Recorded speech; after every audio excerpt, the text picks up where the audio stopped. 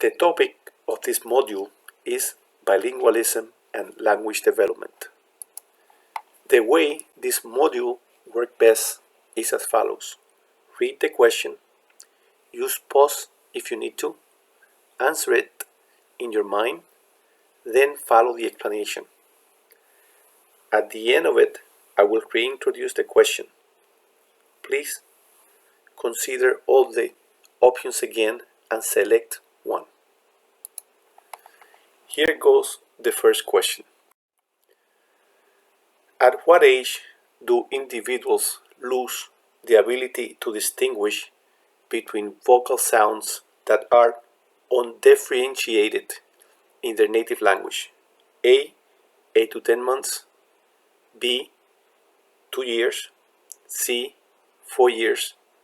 D. 6 years. The explanation for this question starts with the Union Jack. The Union Jack in this figure indicates the English language. It stands for a patient that is raised in a monolingual family that uses English as their native language. The Spanish flag stands for a patient that is also raised in a monolingual family, but in this family, the native language is Spanish. The cakes and the arrows indicate time in relation to age. The cake on top, 1 year, the cake below, 5 years. The patient raised in the monolingual English-speaking home does not hear the ñ sound during the first 10 months of life. The patient raised in the monolingual Spanish-speaking home hears the ñ sound in the first 10 months of life.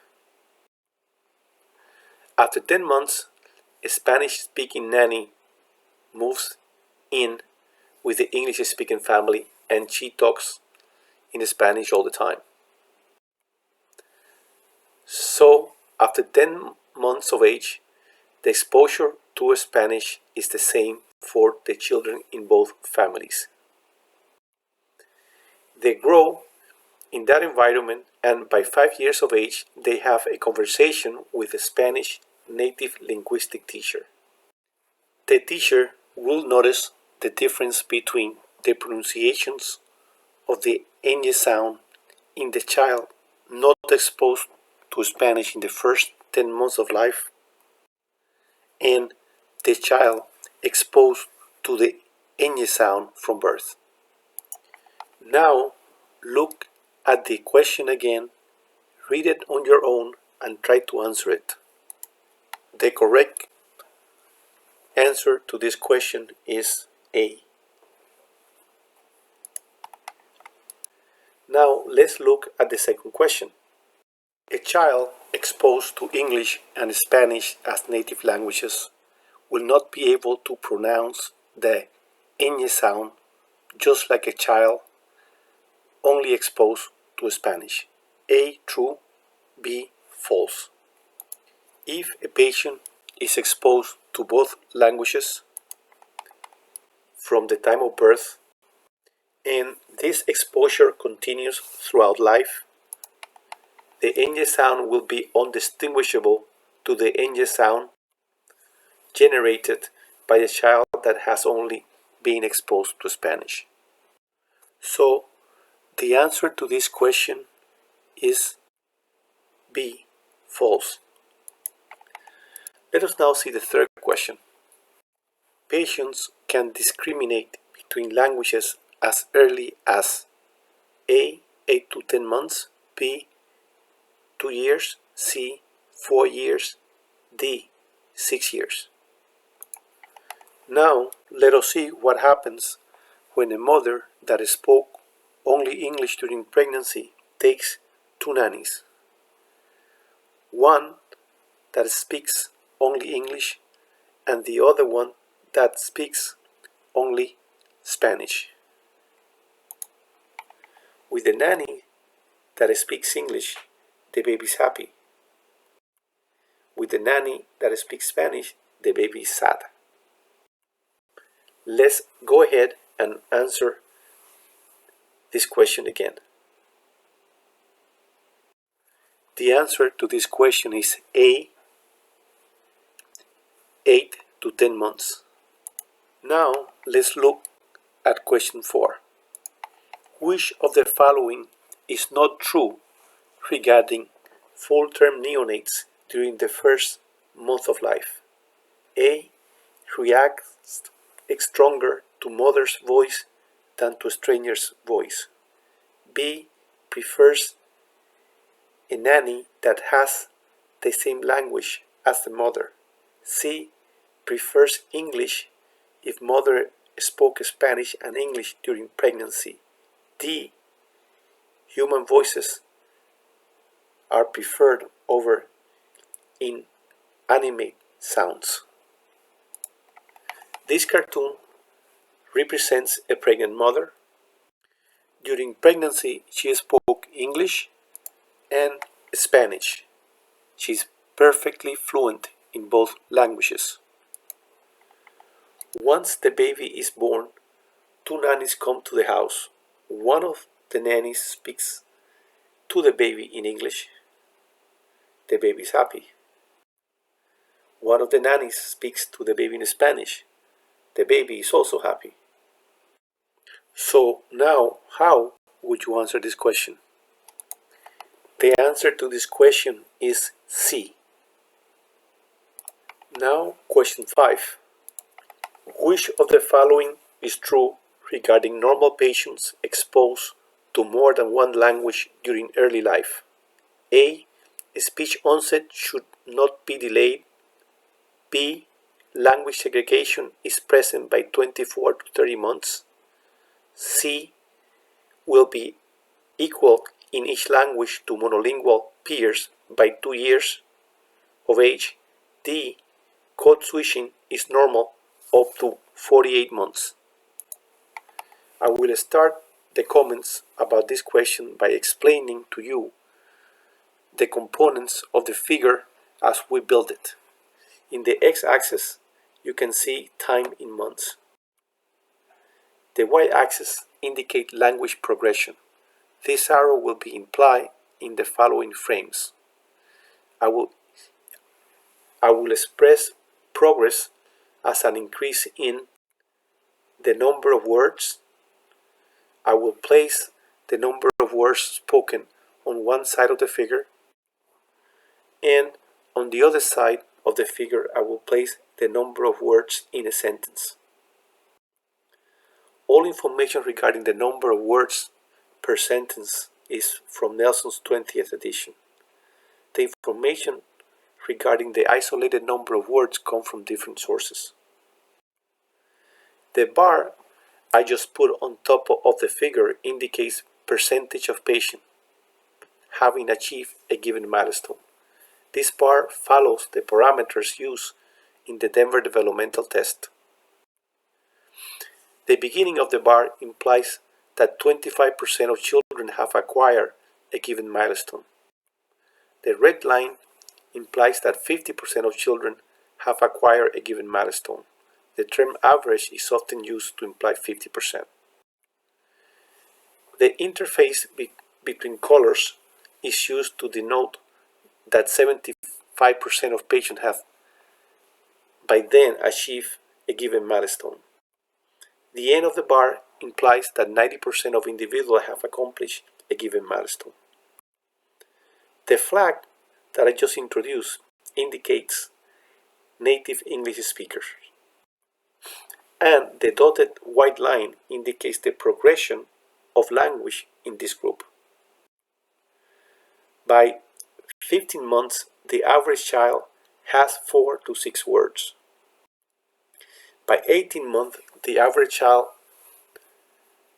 has 10 to 15 words. By 24 months, the average child has from 50 to 100 words. By 36 months, the average child has about 900 words. And by 5 years, the average child has over 2,000 words.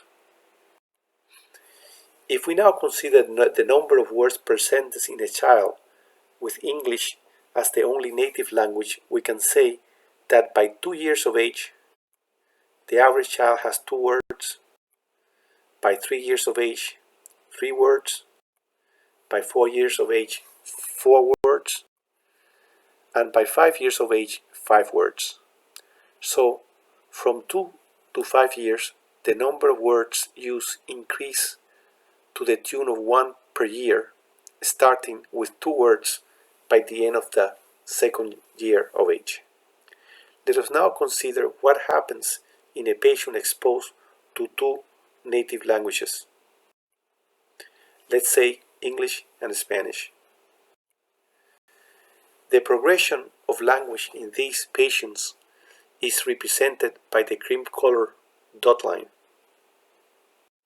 By 18 months, the child exposed to 2 languages will have 4 to 6 words. By 24 months, the child exposed to 2 languages will have 10 to 15 words. By 30 months, the child exposed to both languages will have from 50 to 100 words. It is about this time, from 24 to 30 months of age, that the child will have complete segregation of language. The child will no longer commit coding errors. This means that the child will not mix languages. The child will say car blue or carro azul, but will not say car azul. Now let's look at the question again. Do you need to change your answer? If you do, go ahead. The preferred answer for this question is B. Language segregation is present by 24 to 30 months. Let's look at question 6. Which of the following is true regarding normal patients exposed to more than one language during early life? A. Speech onset may be delayed. B.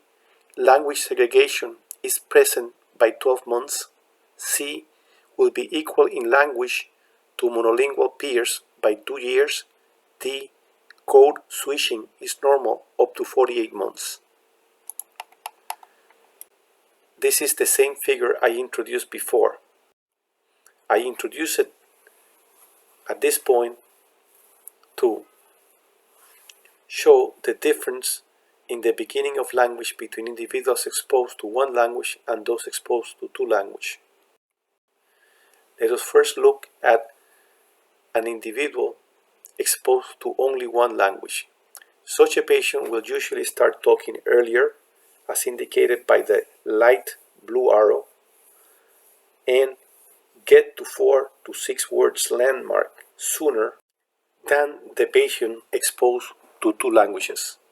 The onset of a speech in a child exposed to 2 languages is indicated by the cream color arrow. You can probably appreciate this better by looking at the thin white lines where they drop in the timeline. Now consider the question again,